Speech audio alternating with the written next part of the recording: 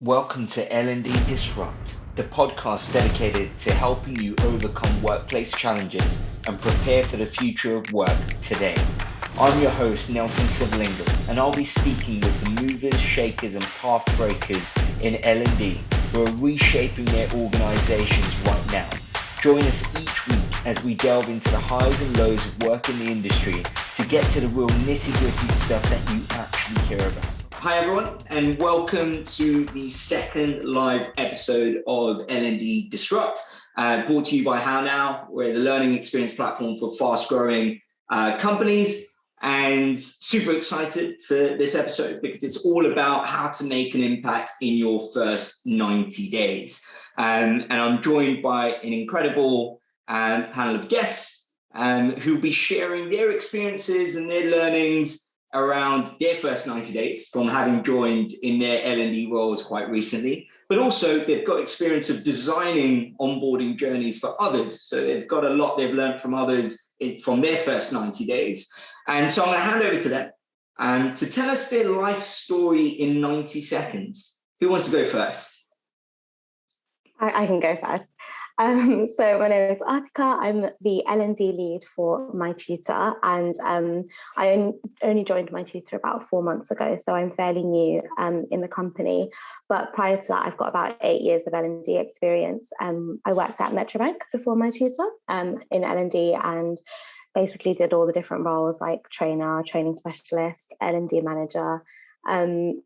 So I've got a fair bit of experience working with operational areas and different areas of the business, creating onboarding, inductions, leadership training, all of that good stuff. And I've joined My Tutor to basically launch the L&D proposition, which is really exciting.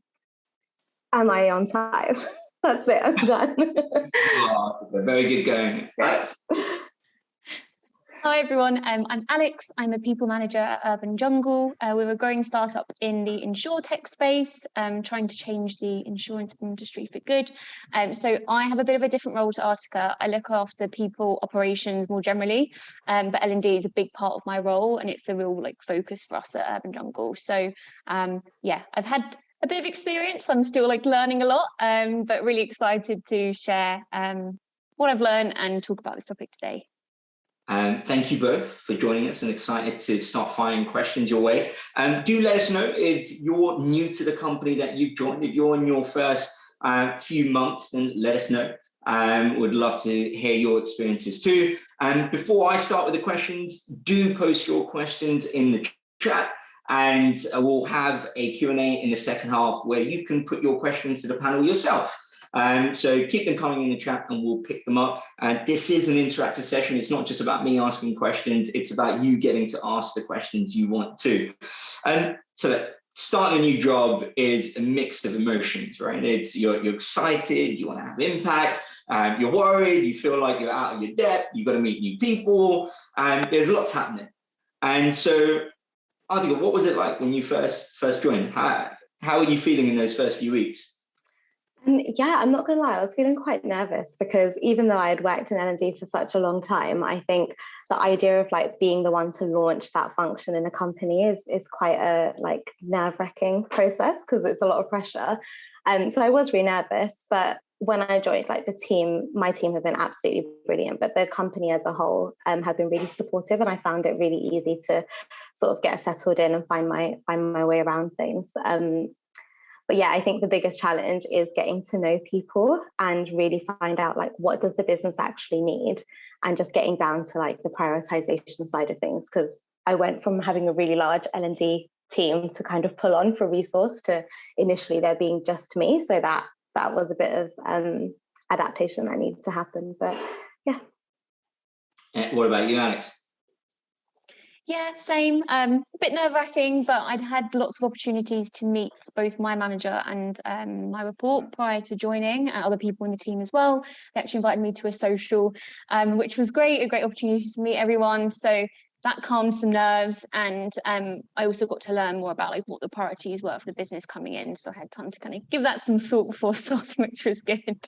But yeah, echo Artheka on kind of getting to know people is number one priority when you join, I think, in our roles.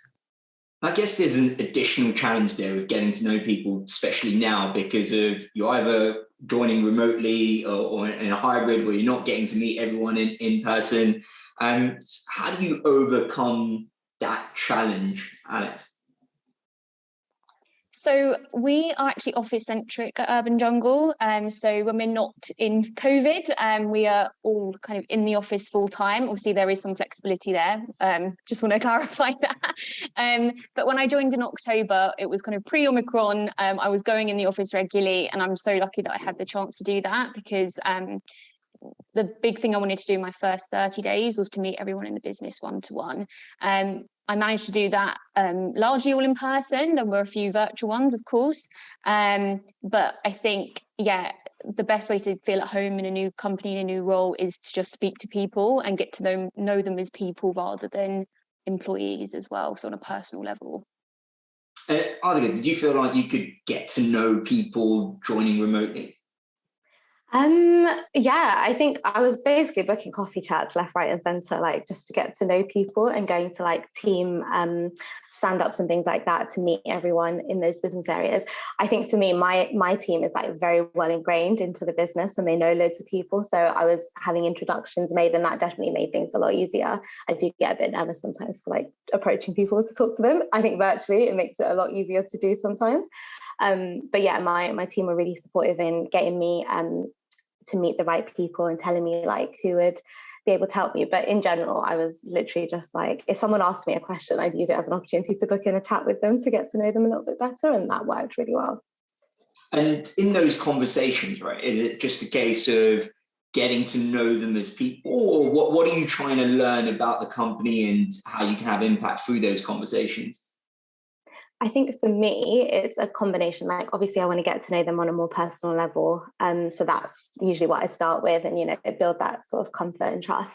And then I think a lot of it is signposting, like what I'm there to do and managing those expectations to share it with them so that they know what they can come to me for and things like that. But then also just doing a bit of a dive into, what are the issues that you're facing in your team? Is there anything that's been on your mind for a while?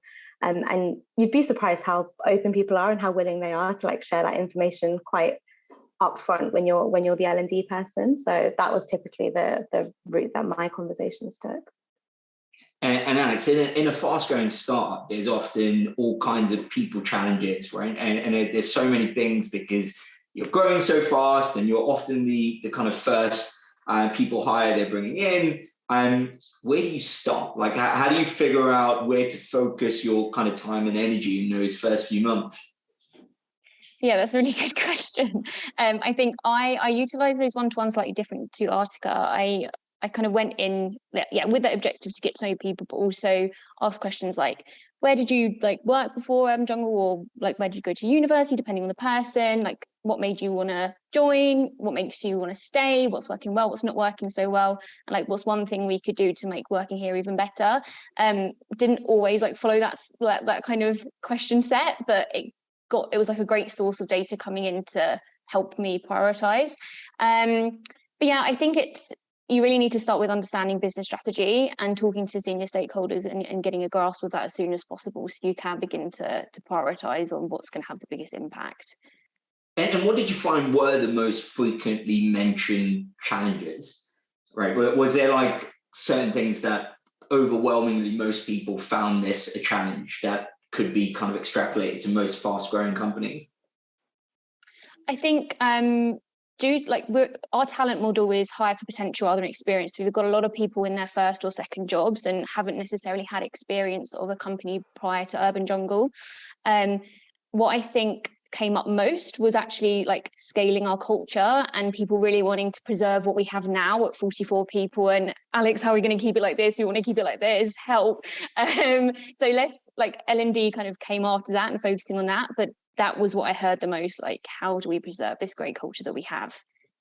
Which is a challenge and one for me to solve. Share experiences of that challenge, because you go from almost being in an office with, say 15 people where I can swivel in my chair, speak to them and share things of what's happening in the company, and you're almost imprinting the culture. It's almost often founder-led, to, when you're almost 50 plus people. And at that point, it's no longer founder-led, right? And in most cases, they don't get to interact with founders, and that becomes a challenge. Artheka, what were some of the kind of patterns you saw in the challenges that people were mentioning? I think for me, the biggest themes were around leadership. So people, having some sort of training in place for people who are new to leadership or want to pursue leadership in the future and want to get ready with the skills and knowledge that they need for that sort of thing. And I think similar to Alex, we do have quite a large population of our colleagues where it might be their first job, or it might be that they've made a recent career change into the industry. So there's a lot around leadership that was being requested. And then I think where we're growing and scaling so quickly, personal development was a big focus. So I had a massive focus on PDPs and helping either introduce or reintroduce people across the business to PDPs and how they can get the most out of them. So those were the main focuses that kept cropping up with every conversation that I had.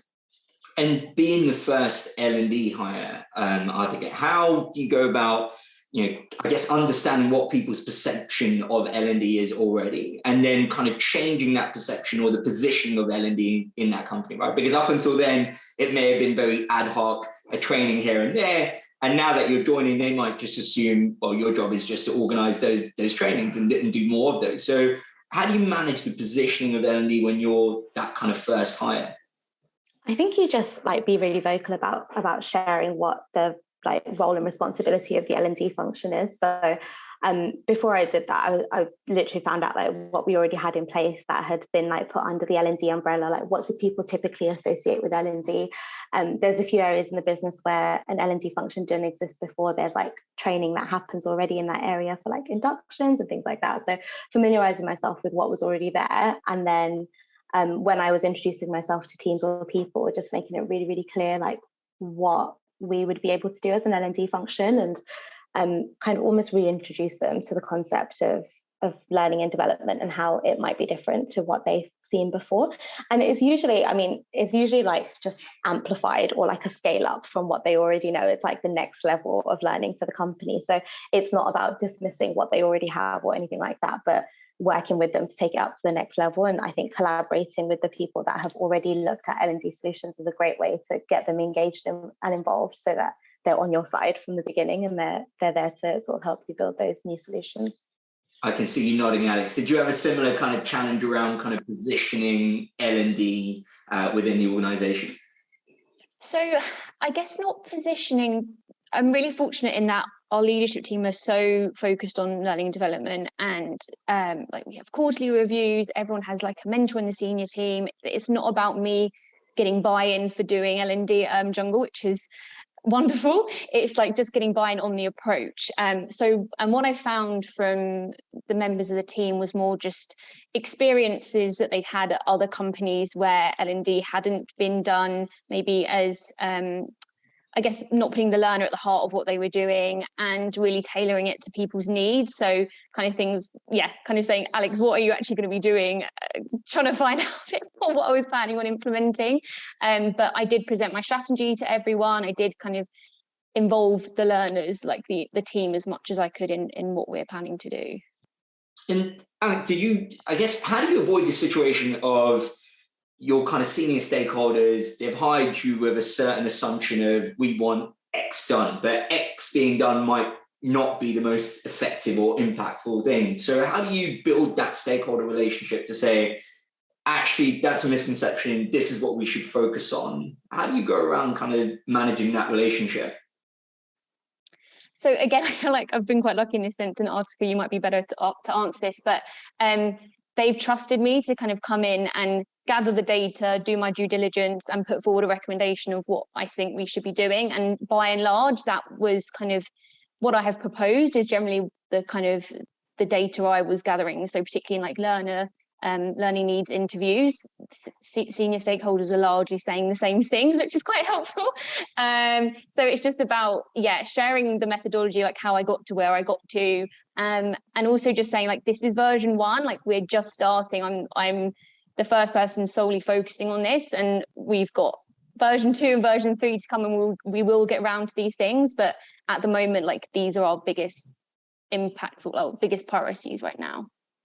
Whilst I don't know about you with a, Artheka, how do you go about building those relationships with stakeholders in those early days? I think it's just about like being really like clear and transparent in your communication. I think I'm in a similar boat to Alex, where my like leadership team and SLT are absolutely amazing. I had so much autonomy and trust put in me when I joined to kind of lead what L&D looks like for the company, which is always a brilliant place to be. But I think the key thing is to just continually like update them and communicate with them about where you're trying to go, but to also ask them what they're expecting to see. So one of the earlier conversations I had with like different members of SLT and leaders across the business was around what does success look like for them. So as a result of me being here and me doing whatever it is I'm going to do, what would they like to see as the outcome? And it was a lot of that stuff that drove what I was going to focus on in those initial months. So even though they said, you know, you lead it, like we will follow you in terms of what L&D looks like, it was nice to involve them as a part of that process because they know the company through and through, and they're the right people to kind of identify what good looks like. So that is usually like a really good conversation to have right from the beginning, to say, you know, what would you like to see, and start with the end in mind and all of that kind of good stuff. But yeah, and then I think just always keeping them in the loop and working collaboratively with them. I don't think it's a situation of like, they say, you know, they want X and we go away and create it. It needs to be a collaborative effort. And I think the more you reinforce that and the more you actually do it and work with them on different projects, the more they realize that. So yeah, I think that's been the best approach for me in a new company. How do you go about managing the expectation of, you know, often they may have been looking to hire this role for a very long time. So the moment you join, they're probably behind and they're like, we need overnight success, right? So they're giving you these impact metrics and we're like, you know what, by the end of the first 3 months, we want all the managers upskilled, ready and raring to go. How do you manage the expectation of what is realistically achievable? I mean, I've been blessed. Like my SLT is very realistic. So I've not had that pressure, but I've had it like previously. And I think the thing that I would say is, if the like priorities or the list of things that need to be done are coming from like the same area, so let's say SLT as an example, there's nothing wrong with like pushing back to say, you know, these are all from your business area, like what's the highest priority for you? Because as like a one person, or at the moment we're a 2 people team, there's only so much we can do, you know, we can't work miracles. So sometimes it's pushing back to say, what are your top priorities? Like, what would you like to see done first? And just putting the decision making back on them, because at the end of the day, like we can consult, we can provide that L&D expertise, but we can't necessarily pinpoint what the business priorities are, and that's where leadership comes in to like make those decisions. So I think don't feel pressure to have to be the one to make that decision. And I also think when you're getting certain demands or requests, don't be afraid to like just say, can I take that away? Let me like work through it and I'll come back to you with timelines that I think will be sensible. I think a lot of the time when you're in those like stakeholder meetings, you feel the need to provide immediate answers or immediate solutions. And sometimes that's where you don't provide the best solution that you could because you haven't had time to reflect. So yeah, I would say don't be afraid to say, let me just take that away and I'll get back to you. Anything to add to that? Yeah, I was just going to say, I think also kind of earlier in your kind of L&D career or in your role, just really getting to the root cause of the issue. And it might not always be that training is the answer to that problem. It might be like a process issue or a team issue, or and not being able to like, not being afraid to challenge stakeholders and saying this isn't actually something that we can fix by training or doing X, Y, Z. And I will look into this for you, but just managing expectations around that as well and getting to the root of the problem. Yeah. At what point did you transition from kind of the discovery phase of finding out what problems need solving to actually implementing strategies? At what point did that happen, Alex? So I moved quite quickly due to the startup nature, and I was like, I need to do quite a thorough analysis, but I think it took me a couple of weeks to kind of data, present strategy, and like get my first bit of content out, which was a session on feedback. So yeah, it was quite fast, but I think I got what I needed. And the key thing that I'm building into my approach is like iterating on it, and every quarter reflecting and thinking, so what we've got planned for the next quarter, is that still like what we need? Is that still highest priority? And if not, like what do we need to do differently based on like data from performance reviews and things like that. So not being afraid to change the strategy along the way. Artheka, at what point did you start putting things into action?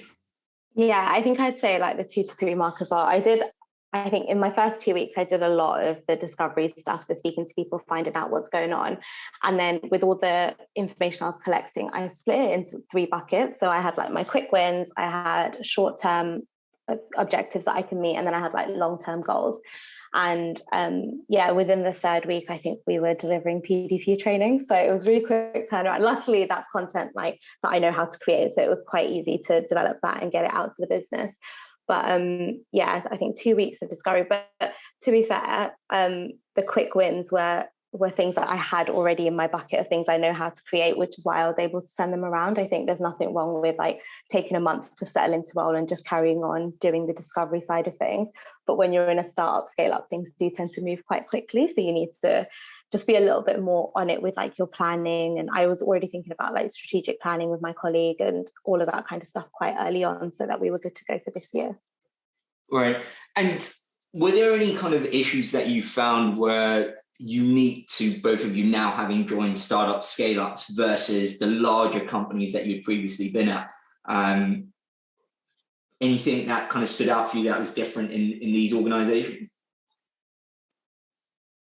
I don't know that you want to, yeah. No, because I've kind of only been startup side. So I think for me, it's just the similarities really. So my main focus initially is on the human skills, so communication, personal effectiveness, things like that. And particularly due to our talent model, you don't learn those skills necessarily at university or in internships and things like that, and they're the skills that you take with you throughout your career. And we can use things like courses or personal development budgets for the kind of harder technical skills initially, but those I don't like to call them soft skills, human skills is my biggest focus. I think Artheka, you're in the same boat actually. Yeah, we are focusing a lot on the softer skill side of things as opposed to technical, because with the technical stuff, I'm collaborating with the business and the different business areas to develop that stuff so that it doesn't sit solely with the L&D team. But I think the biggest shock for me, because I went from quite a large company to a startup, and I think for me it was like not having anything formally set up as L&D. Like I knew I was going in to be the first person, like I was aware of my job, but when you go in, you kind of think like, wow, this really is a blank slate. Like where do I start? Like what should I pick up first? And I think the biggest challenge for me was just getting my head straight around like priorities, because I'm the type of person who I just want to do everything. So I want to make sure that the business has everything it needs, but then I have to remind myself that we're like a 2-people team and that there's only so much you can do. So I think that was probably the biggest challenge, whereas before it was a little bit easier to say yes to things because you know you've got a bigger team of resource to pull on. So yeah, I think that's probably the biggest shift from large company to startup. How do you go about making sure you're working on things that put the employee at the heart of things rather than just reacting to what the stakeholders with the loudest voice are saying, this is a problem, this is the priority, so this is what you need to work on, versus actually employees are saying something completely different? And so how do you manage both of those interests and make sure the employee's at the heart of things? Artheka? Yeah, I can go first. I think for me, it's getting the employees involved. So I love a good survey, love a good focus group. I think, yes, leaders can absolutely say, like, this is a need I've identified, like, can we look into it? But I feel like colleagues who are on the front line are the ones experiencing it on a day-to-day basis and can probably share the most insight with you around how they're feeling, what they feel like is missing. So we're working on a project right now and we're running so many focus groups just to get people's opinions. And I think it, number one, gets them involved very early. So you have very early engagement and buy-in because it becomes their baby. They're a part of the project. They feel very intertwined with it. So they're your biggest promoters when you launch. But also I think it's how you find out like what people are thinking, because management will always have a certain perception and a certain view of what's going on. And then people, there's always discrepancies. Like no matter how amazing the leaders are in a company, there's always discrepancies. And I think just speaking to people directly tends to fill that gap that's usually there. Alex? Yeah, something I've been experimenting with is the idea of like a learner persona and learner personas. So taking from product and design teams who create user personas or customer personas, we can apply that to employees, our team members, to decide or kind of figure out what really like are their wants and needs, like what familiarity with learning tools, attitudes towards L&D, and kind of creating them prior to those focus groups to give them more structure. And then also once we've got the data, the information, tweaking them and using that to, I guess, create tailored learning experiences and not like a one size fits all approach, which isn't always the right way to go. But even just kind of saying to, like on Slack or an email or however you want to do it, like when it comes to this topic, what's like one question that you really want answered, or what do you really want to know about this topic? And just, there's no pressure then if people don't have anything to say, but you're opening up for them to give you feedback. And where do you get the inputs from, Alex, for kind of designing that learner persona? Where are you getting the data from to define that? Yeah, so initially it's about building like a provisional one. So just like on my best, like based on what I know about the team, like my best guesses, what do I know about the demographics, values, etc. And then kind of testing that out as I kind of have more data. So through the focus groups, through interviews, one-to-ones, then building more of a concrete persona off the back of that. So just using the data that's available to you that you would use to prioritize initially. But something I've been like working with and found like really useful. So we definitely recommend those. Cool. After the next question, I'm going to open it up to your Q&A. So do keep the questions coming in the chat, or think up of a question and I'll point it in your direction. How do you measure success? Right, we're talking about making an impact in your first 90 days. I guess to be able to do that, you need to define what impact looks like. So, thoughts on that? How do you define what is success in that role? I'll go first on this one. I think like defining what success looks like, or like the evaluation side of things, is what a lot of L&D teams miss a lot of the time. You know, there's a lot of talk about we're going to have an impact, but then it's, you know, how are you actually measuring that? And for me, I think it's really important to start thinking about what success looks like right from the beginning of a project, and just to highlight these are the key, you know, performance indicators or metrics we're going to look at. This is the qualitative data we're going to look at. And then I like to get a baseline. So all the stuff that you're going to measure at the end, I'll measure at the beginning to obviously have something to compare it to. And then at the end, you might look at the same thing. So for example, if you're, let's say like your ENPS surveys are saying that there's not enough going on around like progression for colleagues, then you've already got that ENPS score as something to use. But let's say that that lack of progression also causes a high attrition rate, then the things that you have measured there, the things that you might compare at the end are, you know, are you having less people leave now? And are you having more people tell you that they're feeling like they're being progressed? And it's doing that cross comparison. But I think it needs to be a thought from the very beginning so that you can have that benchmark or baseline to compare it to. Alex? Yeah, agree with all of that. And also just defining like really measurable, observable behaviours from the outset. So I think there's a tendency when we're writing learning outcomes to say like, understand how to communicate effectively, which when you think about it doesn't actually mean anything and you can't really measure that. So thinking about like, what will people be able to do or feel or say as a result of this training? And I know, Artheka, you like this model as well, like the feel, say, do model. What's going to change as a result of this learning initiative? And that way you can really measure it. That's like a model that I like to use. Have you got examples of kind of more specific things that are measurable, Alex, that you guys have used successfully? So for example, let me think. If it's so I did some training on feedback for the more junior members of the team, and it's then, so based on what I've said, are we seeing that, like, are they asking for feedback in their one-to-ones? Are they giving it more regularly across the business? And we, like, during review periods, it's just like, are we actually seeing people do these things? Yeah, it's a great point, because I also think there's kind of an obsession with just quantitative data when people talk about data, and they kind of underrate qualitative data where, you know, it is enough if an individual is saying their behavior has been influenced by having engaged in this learning experience. And it's almost combining the quantitative data with the qualitative data to build a kind of more detailed picture. And I think often that's overlooked. All right, we're going to take our first question. I'm going to go over to M. Do you want to come on and ask your question? I think you've got a question for Alex. Oh yeah, I've got quite a bit of background noise now. Sorry, yeah, the question was to Alex. Like, what data did you collect when you joined, and like, what data do you continue to collect, and like, how do you go about collecting this? Like, what tools do you use, and how do you analyze it as well? Great question. Good question. So context for Jungle, which might come as a shock to those of you that are in people or L&D, we don't actually have a HR information system at the moment. Shock.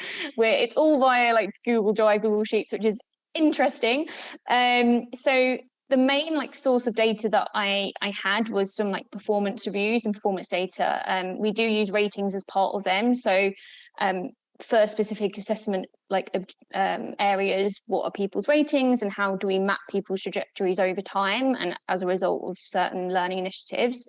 There were a couple of engagement surveys, but there's not been a lot done because again they haven't had a people person in, and just the data that I've had or kind of collected from one-to-ones with people from those learning needs interviews, but there isn't loads at the moment, so I've had to use what I have to make informed decisions. But as I said, something I want to keep iterating on and kind of see this as very much like an MVP approach and how can we develop version 2, version 3, etc.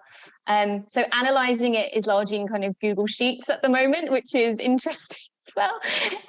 But something for me to work on. Anything to add to that, I think? No, I think it's very much the same, but we actually do have that HR data, so I was able to pull quite a lot of the numeric stuff that I needed, and then the qualitative data, it was literally through focus groups and surveys, just capturing how people are feeling about different leadership was a common theme. So I ran a survey to see how people are feeling about their leadership skills, and even though it's a lot to read through because it's unique answers, free text answers, it was actually really worth it because it opened my eyes up to what the focus areas should be. So that was really helpful. Cool. Fionn, I hope I'm pronouncing that right, but have you got a question that you'd like to ask? Yes, thank you. It is Fionn. So I'm an L&D manager at 10x Banking. We are a scale up now. We were a startup, but there's probably about 500 of us now. And I loved Alex's idea of the learner persona. And I wanted to ask, one of my objectives, I'm 4 weeks into the role, is to create learning pathways based on kind of role-specific learning pathways based on job families. And I think that will be really useful for us, particularly for our kind of product and engineering team. But I'm noticing that a lot of LMSs now are more kind of course aggregators with AI systems behind them, which are designed to be a bit more self-service so that people are kind of choosing their own development journey. And I just wonder your views on having a more structured pathway versus leaving it open to people to choose that for themselves. Should I go on this? I've literally just sourced an LMS for the company and stuff like that. Yeah. So very much gone through this process. I think in terms of balance, so when you're very new, when you're in startup stages, I think sometimes self-service is the way to go because it still gives people the option to develop and grow, but it's in their control, and you might not have specific things that you've identified as areas for growth. I think when you're scaling, the sort of things that you want people to develop on become a lot clearer. So what you've just said, which is that that there's certain pathways you want people to go through. And I think during the scale up phase, you need to strike a bit of a balance. So you would have learning pathways targeted at achieving certain skills or bits of knowledge, which people would do possibly as mandatory training if they're new to that role or having to learn about a new business function. But then I think it's still important to have some optional learning available to them. So if the LMS or LXP has a content club type situation, then people can still pull topics that they're interested in and continue driving that, but they still have the structured learning pathway to give them a bit of guidance. So for my company at the moment, once the new LMS system gets embedded, I'll very much be doing a combination of here are some guided pathways that are L&D approved. We think they'll really help you achieve the goals. But actually here's a library of other content that you can access here and when you need it. But don't be afraid to put structured learning in place. I think a lot of the time that's why L&D people are brought in to add that structure back into the scale up. So yeah. Alex, anything to that? All I'd add is, I think I just try and be a bit careful about like the use of mandatory versus optional, and like the language around initiatives that we're implementing, because at Urban Jungle specifically, we don't want people to feel that we're like, you must do this training, but that we hope people, like, based on their development objectives, based on the time that we invest in their appraisals, their reviews, that they want to learn, and we hire people that are hungry to learn, hungry to be challenged. So we kind of position it as like, we really hope to see you there, but it's not like mandatory. And I think that just helps set the tone for what we're trying to achieve as well. And sometimes like that can have like a negative effect if you do pitch it like that. That's just a little thing I want to add, but completely agree with what Artheka said. And happy to share more like links and stuff on the learner personas. And just to kind of add to this, often, the narratives, people like to have binary options, right? Like, it should be pull, not push. It should be bottom up, not top down. But actually, I think the optimal position is shared ownership, right? The business should take an ownership in each individual's development, but also each employee should be empowered and enabled to also take ownership over their development. And when you do that, you get the best form of push and pull. So when you're looking at push learning and using structured learning pathways, it's not necessarily about pushing learning just based on job roles, because I think that is still quite a generic approach, because even within a job role, the chances are you're probably pushing too much or too little.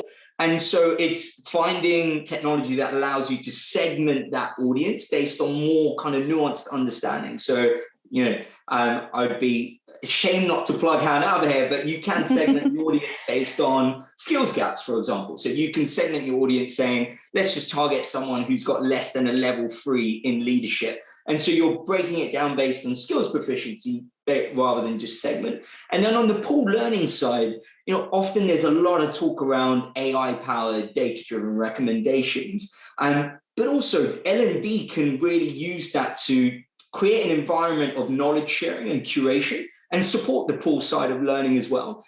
So I think L&D has a role to play, not just in push, but also in creating an environment for pool learning as well. Let's go to our next question. Artheka, do you want to come on and ask your question? Yes, hi. So I was curious, I work at Scribe, a scale-up company, and I am responsible for L&D, but I'm not like fully dedicated resource, but we're really taking our like upskilling to the next level. And when it comes to more like functional skills, that usually we have the expertise in-house to actually produce that type of content because they're the experts. How do you have experience of doing that type of like get it out there? Because sometimes I think that it can be a challenge. I mean, we know this, so we can definitely host this internally, like as part of academy, but then it's the priority challenge to get them to actually get it done, focus on it. And I know that a lot of L&D teams maybe do all of this content creation in the L&D team, but in our case, we really want to have people's skills in the organization really pushed out in the organization. I don't know if my question is clear, but I would like to have your tips and recommendations, like how do you go about to actually get that type of content production from key stakeholders? Artheka, Alex, do you want to take this? I'll let you start. Like you guys said, I think that's actually the best way to do it. Even if L&D teams, like if you're in an L&D team that does curate all the content, the knowledge and the sort of subject stuff that comes in there should be coming from the subject matter experts. Like L&D people are good at L&D. We aren't necessarily subject matter experts in everything that we do, right? And that's like an expectation that is definitely one that needs to be managed. But I think the really good thing is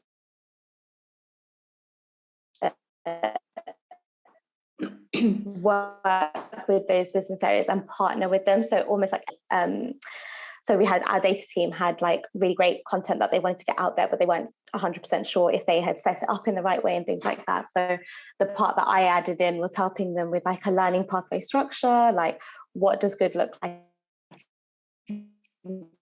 terms of order, like what are they trying to achieve at the end, fit for that stuff, and just working with them. So even though they've driven the content, they're facilitating the sessions, it's helping them with the structure side of it and making sure that the learning pathway does help with the learner experience and that it's in an order that tells a story as opposed to feels very like siloed topics. That conversation, because they are the subject matter experts, they were able to give me so much insight, and all I was doing was making sure that it flowed and it made sense. And that's a really good way to get bits of content out sooner rather than later. If I waited for me to be able to build every team's content, it just would never get done. Whereas when you empower like the user-led content side of things, you've already got the subject matter experts. You kind of just need to teach them or provide them with templates for what orders you want to do, or like what things you might consider including in a learning pathway, and that can help with some quick wins. Alex, would you add anything? All I was going to say was see if you can tie it to individuals like learning like performance objectives. So our CEO, for example, has said to each of the members of the senior team, like, part of your objectives this quarter are to like help Alex deliver content or create content as part of L&D, and also like giving that to individuals across the team as well. So this, one of your quarterly objectives is deliver this session or do this something as part of this academy, and as a kind of like way of getting it done, rather than being like a more of a nice to have. That would just be one thing I think of. And I think, just to add to that, often you find a lot of knowledge sharing is probably already happening in an unstructured way on tools like MS Teams and Slack anyway. But the problem is all of that gets lost in the stream of conversation. So you end up in a situation where same old questions are being answered over and over again. Even worse, you end up with a situation of the leaky bucket, right? Where that person who's learned something over the last 4 years leaves the company, all the good stuff they learned leaves with them, and you're stuck relearning those things. And no company today can afford to be relearning the things that they once knew when you could just about learn the things you need to know. And so I think it's a shame if this day and age people are still investing in tools that are only restricted to L&D instructional designers creating content. It's really going to be a bottleneck. Because the months it takes for an L&D person to sit with an internal expert, then turn it into a course, by the time it comes out, it's irrelevant. And if you need to update it, you're not even going to bother. And so I think it's really putting tools in the hands of your internal experts that reduce the friction for them to be able to easily share, organize, and make it accessible to everyone else in the organization. So I think that can make a huge difference. Thanks for the question, Ulrika. Over to Holly for a question. Holly, would you like to come and ask a question? Hi there, I'm Holly. I'm from Artheka. And I was curious if you have any recommendations or suggestions on creating strategies around ongoing learning culture around diversity, equality, and inclusion in organizations. So it's a big focus of ours as a rapidly growing startup. We're bringing so many people on board, and we want to really make sure that while we're doing that, we're enhancing the really positive, inclusive company culture we already have, and kind of adding to that and making people more aware of unconscious bias and things like this, especially since we're a global company. So if you've encountered some good strategies here, I would be very happy to hear about that. Alex, you can go first. I was just going to ask Holly, like, I'd love to know what you've done so far or what you're thinking about so far. Yeah, great question. Today is my 1 month anniversary of being on board at Artheka as the first person in our learning and development department. So we do have a fantastic working group that focuses on these issues, and there's some really great stuff happening that I'll learn about more today as far as like company-wide what we're doing. As far as what like trainings and things have been done in the company thus far, I'm not 100% aware. So I'm still in a relatively new spot. I'm just having all those initial conversations, talking to people in the company. So I don't have a lot of information on that. No, that's fine. So this isn't an area that I've done loads of work in myself, to be completely honest. But what I have learned is about focusing on the process and kind of engineering bias out of the process. And by that, I mean like not just kind of focusing on delivering unconscious bias training like a few times a year, as you said, like not having like the one-off thing, but looking at what processes exist in the organization and how can you make them as bias-free or as inclusive as possible, and start there. Artheka, I don't know whether you've done more on D&I than I have. Yeah, I think my tutor in general like has a really great diversity and inclusion and equality stuff in place, similar to the working group that you actually mentioned. We have an EDI committee, which they do some great work. So they look after strategy planning for the year. They come up with like the different issues that arise throughout the year, like around the topic of EDI, and then basically do loads of events around it, raising awareness, but also things that like turn understanding into action, because I think a lot of the time that's what's missing in the EDI conversation. It's, you know, it's all about raising awareness and providing people with the knowledge, which is a brilliant start. It's absolutely where like change begins, but it's then also what you're going to do to make sure that those values and those behaviors being lived day to day. And I think thanks to the committee, that's done really, really well, because the committee is led by people across the business in all different roles at all different levels. And I think that really drives a lot of change across the business. So I think if you don't already have an EDI committee in place, that's a great place to begin. And then, yeah, just focusing on, once you've got that awareness in place, what you're going to do to actually make EDI a thing that happens across the company. Some great suggestions there, and you know, just kind of add to that, often people go for the low-hanging fruit, right, which is kind of pushing training courses out there about kind of EDI, and they feel like they've done their bit, but often there's other ways that are probably more impactful. For example, just creating equal access for learning resources in itself. So, you know, you mentioned you've got a kind of international workforce. And often what you find is organizations scheduling synchronous training at times that don't actually work for everyone. And so kind of EDI kind of starts at that point where maybe synchronous doesn't work for everyone. Not everyone's maybe desk-based, and therefore having resources that are available on demand might be the way to kind of tackle that. And the idea of committees and peer networks, and goes back to the previous point around knowledge sharing and collaborative learning, is another way of essentially building that empathy and shared understanding between colleagues. And so it's not just about, you know, complete this course and you're now all of a sudden enlightened, but it's changing the day-to-day behaviors of how we work to kind of support building a more inclusive environment. Hopefully that was useful. Perfect.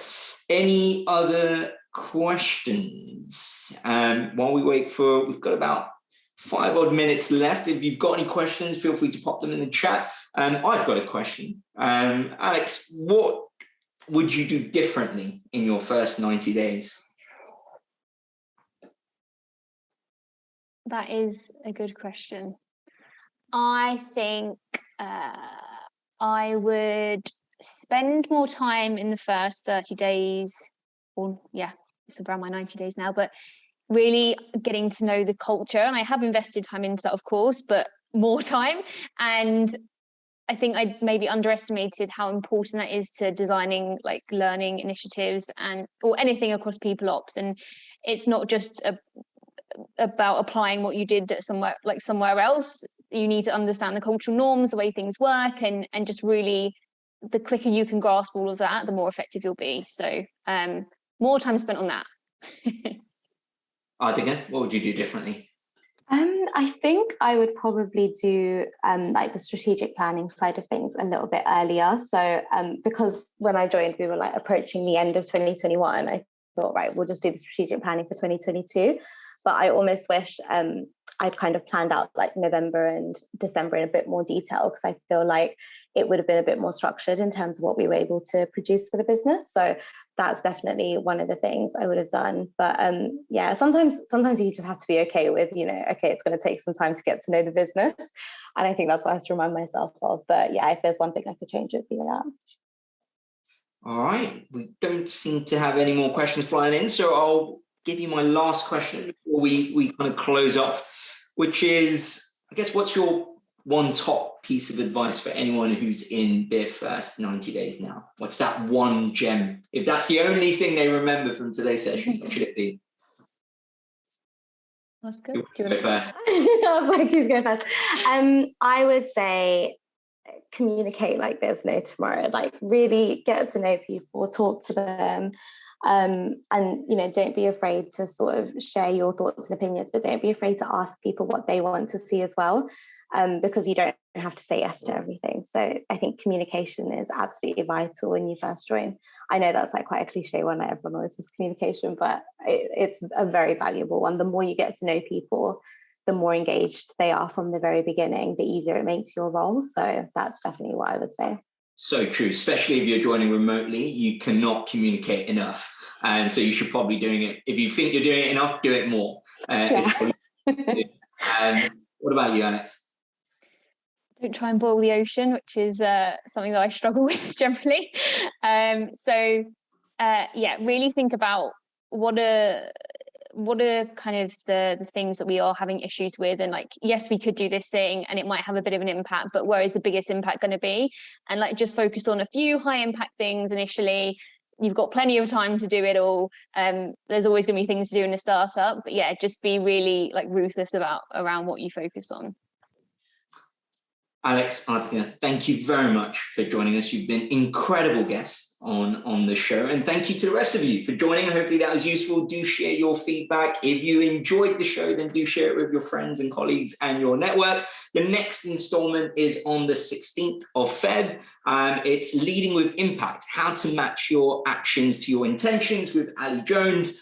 Do sign up. The link will be shared in the chat and you'll be able to find it on our socials.